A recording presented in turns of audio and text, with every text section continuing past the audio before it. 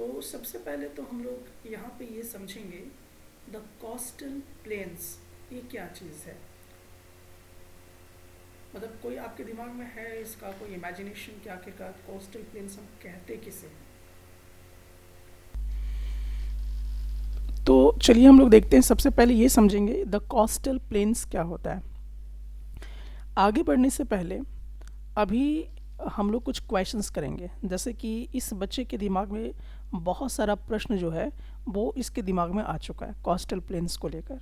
ठीक है कि आखिर भाई हम कोस्टल प्लेन्स किसको बोलेंगे, क्या होता है कोस्टल प्लेन्स। ठीक है, तो हम लोग पूरा बेसिक से चलेंगे। तो सबसे पहले अगर हम लोग देखते हैं तो यहाँ पर आप देखिए पहला प्रश्न क्या कहता है, what are the coastal plains of India. यानी कि जो एग्जैक्टली हम लोगों को भी समझना है, हमारा माइंड अभी खाली है इस विषय को लेकर कि कोस्टल प्लेन्स किसे कहेंगे। ठीक है, तो ये जो क्वेश्चन है इस क्वेश्चन का जवाब हम लोगों को ढूंढना है। सबसे पहला काम तो ये करना है कि कोस्टल प्लेन्स को हम ठीक से समझ पा रहे हैं या नहीं। दूसरा इसमें जो सवाल है जिसका आंसर हमें इस पूरे कॉन्सेप्ट को डील करते समय पता करना है, why do people love living near the sea. यानी कि इंसान जो है वो समुद्र के किनारे ही रहना क्यों ज़्यादा पसंद करता है। ठीक है, अब जो और भी ज्योग्राफी को पढ़ चुके हैं उनको मालूम होगा। ठीक है, बट इसका भी जवाब हम लोग यहाँ पे ढूंढेंगे। And third question is how are the eastern and western coasts different. यहाँ पे दो तरह के कॉस्ट्स यूज़ किए गए हैं, एक तो है ईस्टर्न कॉस्ट्स और दूसरा है वेस्टर्न कॉस्ट्स। तो ये एक दूसरे से कैसे डिफरेंट है ये भी हम लोग यहाँ पर समझने का प्रयास करेंगे।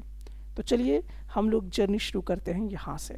तो सबसे पहले अच्छे से दिमाग में इस पिक्चर को दिमाग में डाल देना है।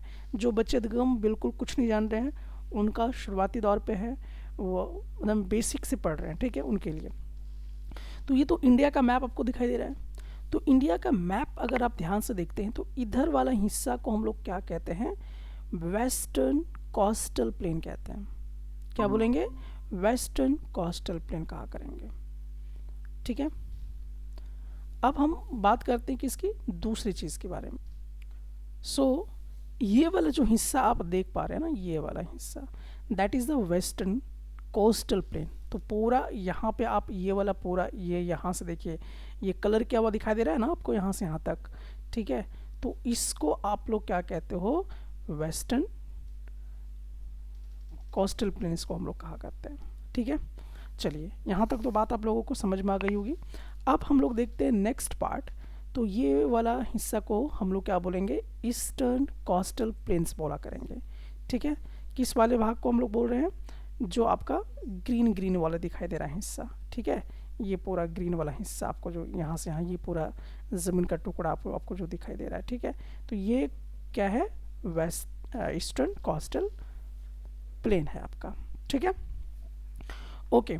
अब इसमें से आपको ये देखना है कि इधर जो वेस्टर्न कोस्टल प्लेन है, मतलब कि वेस्ट साइड में क्या है आपका, अरबियन सी है। क्या है, अरबियन सी है। ठीक है, और अगर ईस्टर्न साइड में अगर हम देखते हैं तो बे ऑफ बंगाल है, मतलब सब इधर पानी ही भरा हुआ है, इस बात का ध्यान रखिएगा। ठीक है, तो इधर क्या है, अरबियन सी है और इधर क्या है, बे ऑफ बंगाल है। याद रखिएगा, अभी बार बार ये पिक्चर दिमाग में होनी चाहिए। तो ये किधर है, ईस्ट साइड में है, और अरबियन सी जो है ये किस साइड में है, ये वेस्टर्न साइड में है। ठीक है, अब देखिए ये पूरा अच्छे से मैप दिमाग में फिट हो गया। अब इससे रिलेटेड हम लोग आगे बातचीत करेंगे। तो अब इसके बारे में हम लोग पूरा डिटेल में पढ़ेंगे कि बे ऑफ बंगाल के साइड में क्या क्या चीज़ें हैं, अरेबियन सी के आसपास में क्या है, यानी कि वेस्टर्न और ईस्टर्न कोस्टल प्लेन्स के बारे में हम लोग पढ़ेंगे अभी।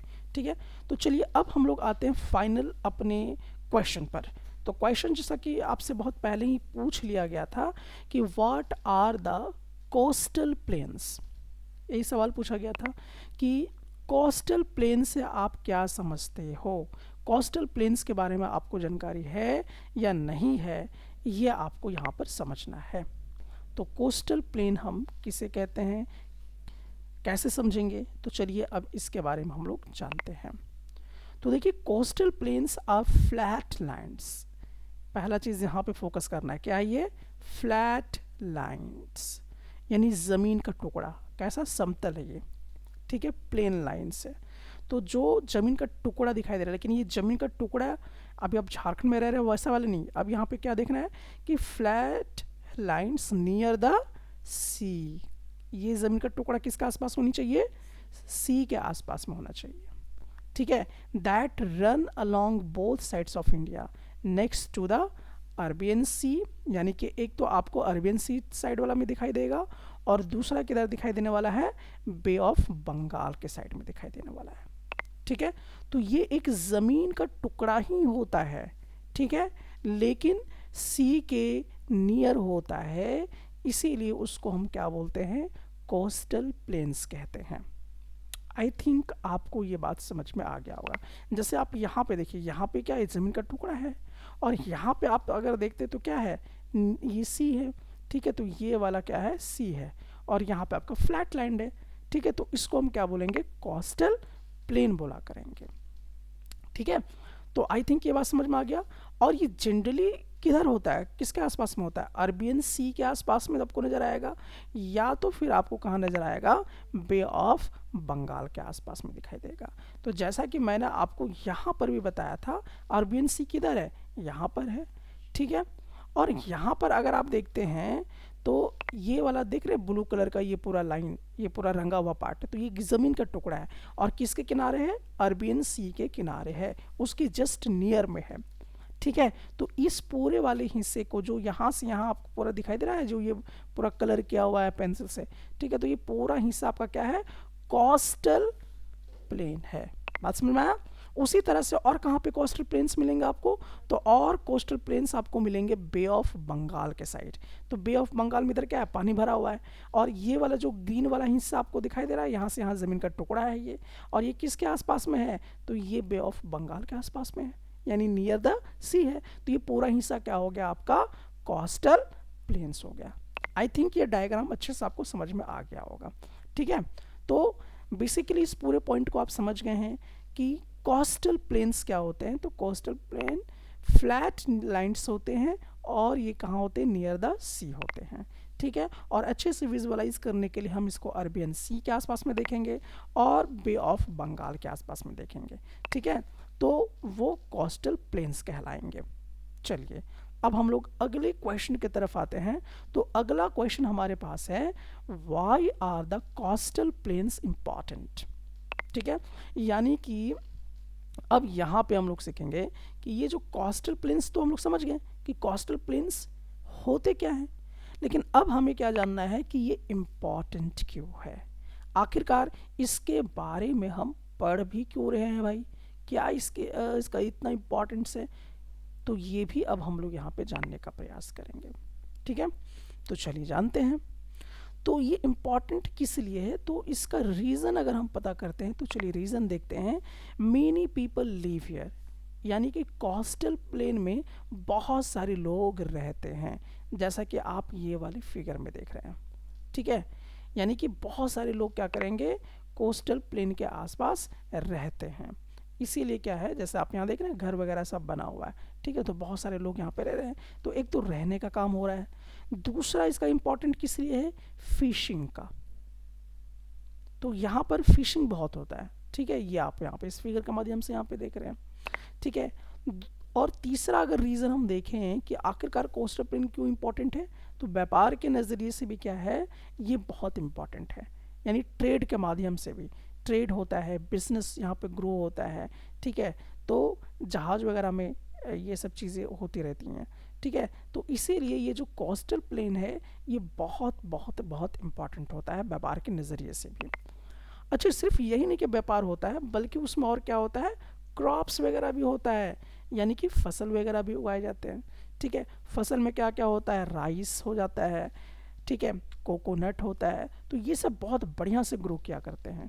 तो यहाँ पे आप देख रहे हैं राइस है और कोकोनट है, तो इस तरह की यहाँ पे चीज़ें आपको ग्रो करता हुआ नज़र आएगा, ठीक है।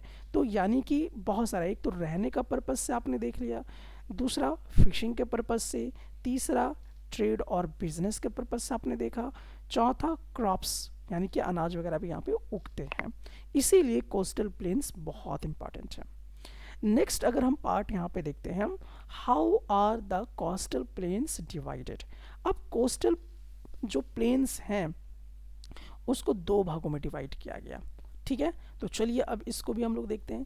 तो यहाँ पर आप देख रहे हैं कि कोस्टल प्लेन्स ऑफ इंडिया को दो भागों में डिवाइड किया गया। एक कौन सा भाग है, तो एक ये वाला भाग है, यानी कि वेस्टर्न कोस्टल प्लेन है, और एक क्या है, ईस्टर्न कोस्टल प्लेन, ठीक है। तो अभी मैंने आपको फिगर में भी दिखाया था, याद है ना आपको। तो चलिए मैं थोड़ा सा आपको यहाँ पे दिखा भी देता हूँ। तो यहाँ पे मैंने आपको बताया था कि जो कोस्टल प्लेन इसको दो भागों में डिवाइड किया गया है। तो एक तो वेस्टर्न कोस्टल प्लेन में, और दूसरा क्या है, ईस्टर्न कोस्टल प्लेन में। ये दो भाग आपने देख लिया है। तो ये दो भागों में क्या है, आपका कोस्टल प्लेन को डिवाइड किया है, एक वेस्टर्न और ईस्टर्न में, ठीक है। तो इसी के बारे में हम लोग डिटेल में पढ़ रहे हैं। अब चलिए हम लोग इसको एक एक करके हम लोग अब यहाँ पे स्टडी करेंगे। अभी हम लोग थोड़ा डिटेल में वेस्टर्न कोस्टल प्लेन को पढ़ेंगे, फिर हम लोग ईस्टर्न कोस्टल प्लेन को डिटेल में थोड़ा सा पढ़ते हैं। चलिए देखते हैं, आगे की तरफ बढ़ते हैं। तो अभी हम लोग यहाँ पे देखेंगे द वेस्टर्न कोस्टल प्लेन के बारे में।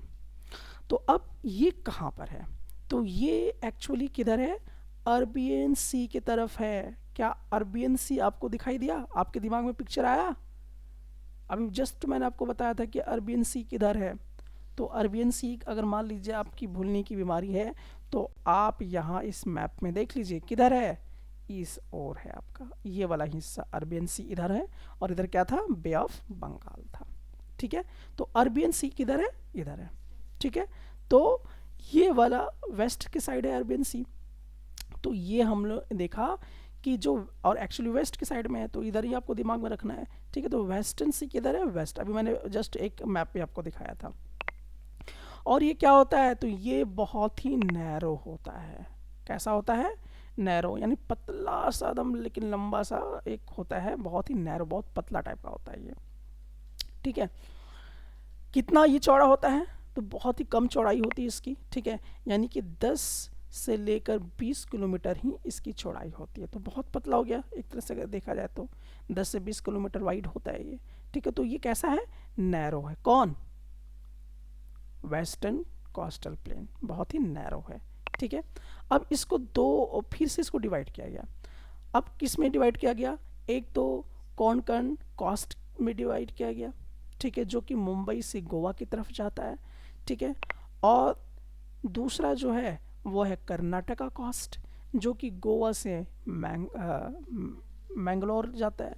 एंड थर्ड है मालाबार कोस्ट, जो कि मैंगलोर से लेके कन्याकुमारी तक जाता है, ठीक है। तो एक्चुअली अगर आप देखें तो वेस्टर्न कोस्ट को 3 भागों में डिवाइड किया गया, एक कोंकण, और दूसरा कर्नाटका, तीसरा मालाबार, ठीक है। तो ये 3 चीज़ों में डिवाइड किया गया। अब थोड़ा सा इसको हम लोग यहाँ पे देखने का प्रयास करते हैं। देख लीजिए यहाँ पे कहाँ कहाँ क्या चीज़ें हैं। तो ये वेस्ट की तरफ हम लोग आ गए। अब वेस्ट की तरफ आए तो देखिए यहाँ पर कोंकण कोस्ट ये दिखाई दे रहा है, ये पूरा यहाँ से ये कलर का, जिस कलर से लिखा हुआ है उतना ही कलर यहाँ पेंट भी किया हुआ है। तो ये वाला कौन हो गया, कोंकण कोस्ट हो गया।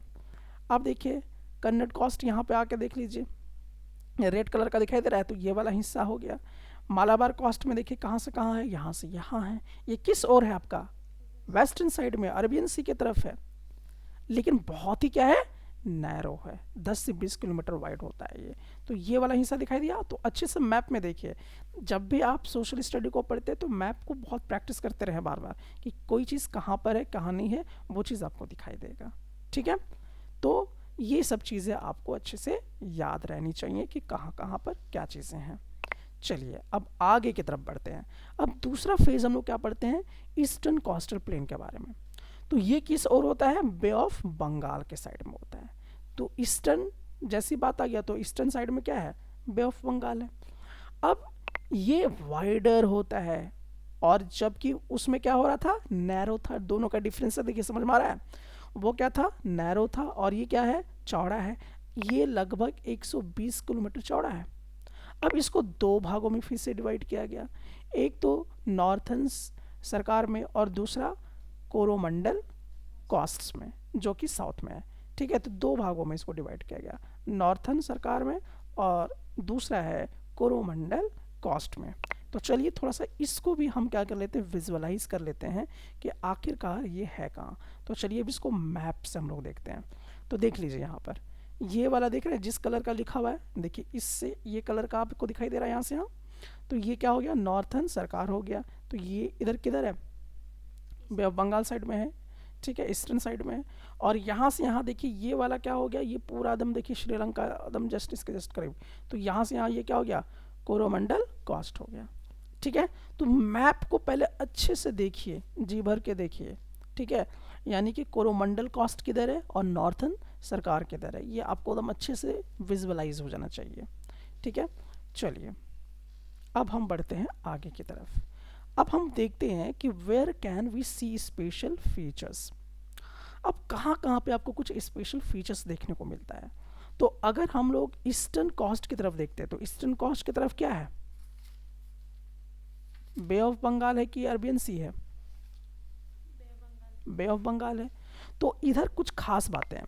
क्या खास बात है कि इधर बड़ी बड़ी नदियां हैं। क्या है, बड़ी बड़ी नदियां हैं किधर, बे ऑफ बंगाल की तरफ, ठीक है।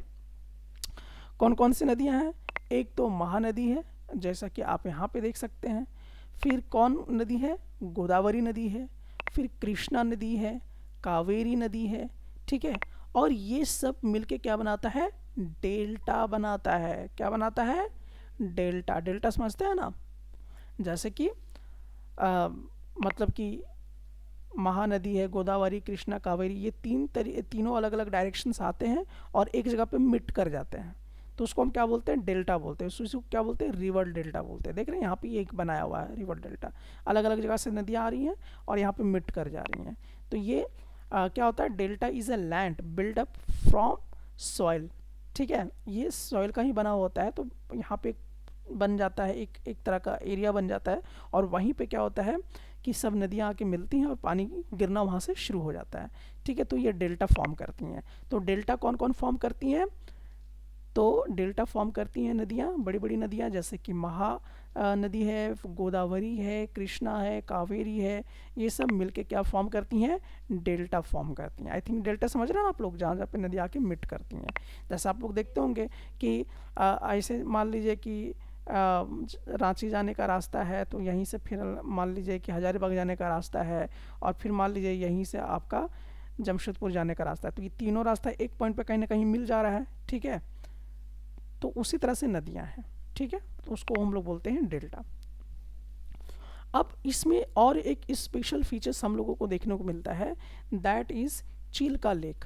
चिल्का लेक, ठीक है। तो चिल्का लेक के बारे में अगर थोड़ा सा हम लोग देखें तो ये एक झरना टाइप का होता है, ठीक है। तो इसको आप मैप में भी देख सकते हैं और यहाँ पे भी आप देख सकते हैं कि ये वाला हिस्सा जो देख रहे हैं आप, चिल्का लेक है, ठीक है। तो चिल्का लेक की कुछ खासियत है, उसको हम लोग यहाँ पे देखते हैं। Largest salt water lake in Orissa, ये कहाँ पर है, उड़ीसा में। कहाँ पर है, उड़ीसा में। और यहाँ का जो पानी है वो बहुत ज़्यादा सॉल्टी है, बहुत ही नमकीन है, बहुत ज़्यादा ही, ठीक है। और इसका नाम क्या है, चिल्का लेक है। अब चिल्का लेक एग्जैक्टली कहाँ पर मैप में है, चलिए थोड़ा सा हम लोग इसको भी देख लेते हैं। तो यहाँ पे देखिए ये किधर है, बे ऑफ बंगाल के साइड में है। यहाँ पे देखिए उड़ीसा है, उड़ीसा के जस्ट यहाँ पे आपको चिल्का लेक दिखाई देगा। इसी को यहाँ पे बड़ा करके दिखाया गया है, चिल्का लेक को, ठीक है। तो ये बात आपको क्लियर हो गया, ठीक है। तो चलिए चिल्का लेक को भी आपने देख लिया है। अब हम लोग देखते हैं मोर स्पेशल फीचर, और कुछ स्पेशल फीचर्स हैं। तो अब हम किधर और देखेंगे, वेस्टर्न कोस्ट की तरफ देखेंगे, ठीक है। तो वेस्टर्न कोस्ट की तरफ अगर देखते हैं तो यहाँ पर एक लगून जो है इसको थोड़ा सा हम लोग पहले देख लेते हैं कि क्या होता है। तो व्हाट इज़ अ लागून, तो लगून जो है किसको कहते हैं, तो it's a shallow body of water separated from a large body of water bye a narrow landform, ठीक है। तो समझ में आया ये वाला बात कि it's a shallow body of water, ये पानी का ही हिस्सा होता है, बट ये separated from a large body of water, यानी कि बड़ा जो पानी का है उस वाले हिस्से से अलग ये बनाता है और एक छोटा सा नैरो वाला सिस्टम बना के निकल जाता है, ठीक है। तो उसको हम लोग कहते हैं लगून, ठीक है, तो अब यहाँ पे एक स्पेशल फीचर क्योंकि हम लोग पढ़ रहे हैं, तो यहाँ पे एक जिक्र क्या होगा, वेमबंद। ठीक है, वेमबंद जो है एक लगून है, और ये कहाँ पर एग्जैक्टली फिटेड है, तो आप यहाँ मैप में भी देखिए, यहाँ पे मैप में भी देख सकते हैं। ठीक है, और यहाँ पे आप क्लियरली देखिए मालाबार कोस्ट के जस्ट यहाँ पे देखिए ये वाला हिस्सा में। ठीक है, दिखाई दिया, ये ब्लू कलर का आपको एकदम यहाँ पे जो बना हुआ है। ठीक है, तो वेमबंद लगून यहाँ पर आपको देखने को मिलेगा। ठीक है, ये कहाँ पर है, मालाबार कोस्ट के आसपास में है, आपको दिखाई देगा। ठीक है, चलिए अब फाइनली हम लोग यहाँ पे देखते हैं कि what grows and happens here, यानी कि यहाँ पर क्या क्या चीज़ें उगती हैं, क्या क्या चीज़ें होती हैं, वो तमाम चीज़ें हम लोग समझने का प्रयास करेंगे। तो अब यहाँ पर क्या होता है कि फर्टाइल सॉइल है, तो फर्टाइल सॉइल होने के ये फ़ायदे होते हैं कि यहाँ पर राइस वगैरह जो है वो ग्रो करता है, कोकोनट वगैरह जो है वो सब यहाँ पर ग्रो कराया जाता है, पेपर वगैरह है वो सब ग्रो कराया जाता है, एंड स्पाइसेस वगैरह भी। तो आई थिंक ये तमाम चीज़ें आप देख रहे हैं कि ये फार्मिंग से रिलेटेड, क्रॉप से रिलेटेड यहाँ पर बहुत सारी चीज़ें जो हैं वो हो रही हैं। Now and what do people do, यहाँ पर लोग करते क्या हैं, तो यहाँ पर लोगों का अपना घर वगैरह भी है और जॉब वगैरह भी करते हैं, जैसे फिशिंग वगैरह इनका होता है, बिजनेस वगैरह, ट्रेड वगैरह होता है, कॉमर्स वगैरह होता है। ठीक है, so many fishing villages grow near the coast. ठीक है, तो आई थिंक ये सब बातें आपको समझ में आ गई होंगी।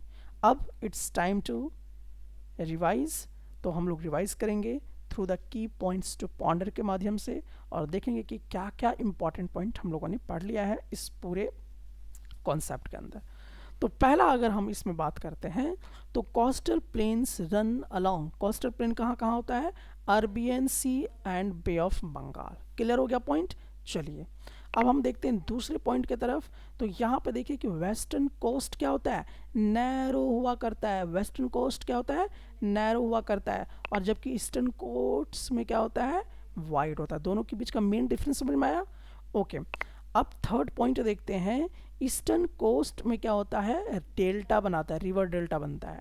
ठीक है, और जबकि coastal plains are rich in fishing, farming, trade.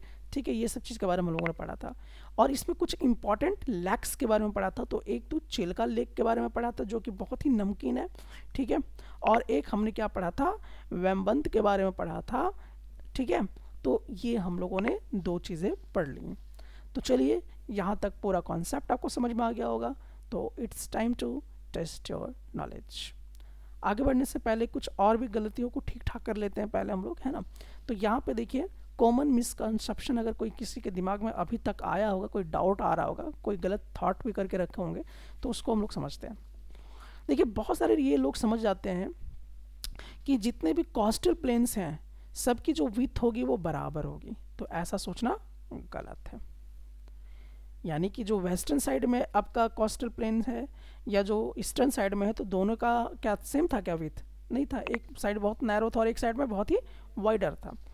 अगर तो यहाँ पे वही चीज़ है, तो मैंने आपको बताया कि कोस्टल प्लेन नैरो भी होता है, और जबकि ईस्टर्न में क्या होता है, वाइड हुआ करता है, वेस्टर्न साइड में क्या होता है, नैरो हुआ करता है, यानी कि सेम विड्थ नहीं हुआ करता है। तो ये पहले डाउट क्लियर हो गया। अब कुछ इंटरेस्टिंग पॉइंट भी जानेंगे डू यू नो सेक्शन के अंतर्गत हम लोग। ठीक है, तो अब इसमें थोड़ा जानते हैं कि the eastern coastal plains are wider. ठीक है, कौन वाइडर है, ईस्टर्न कोस्टल प्लेन्स वाइडर होता है। क्यों, because river brings lots of soil and make big delta.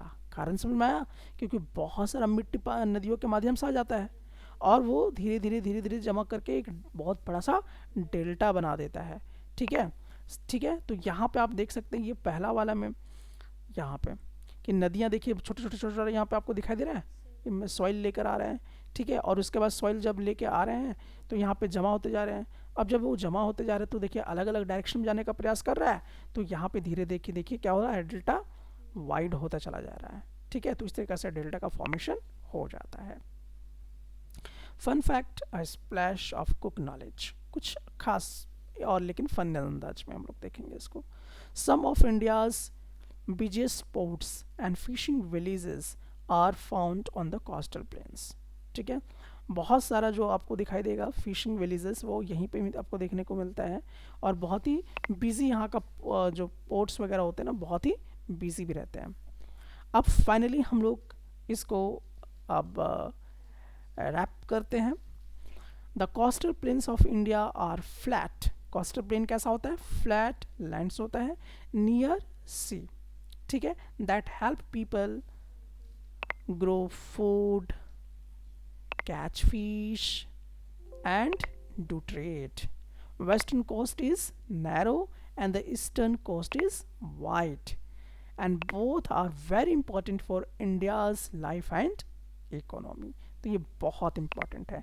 तो ये वाला हिस्सा को क्या बोलते हैं, ये समझ में आ गया, और इस वाले हिस्से को क्या बोलते हैं, आई थिंक ये भी आप समझ गए होंगे। चलिए, it's time to test your knowledge.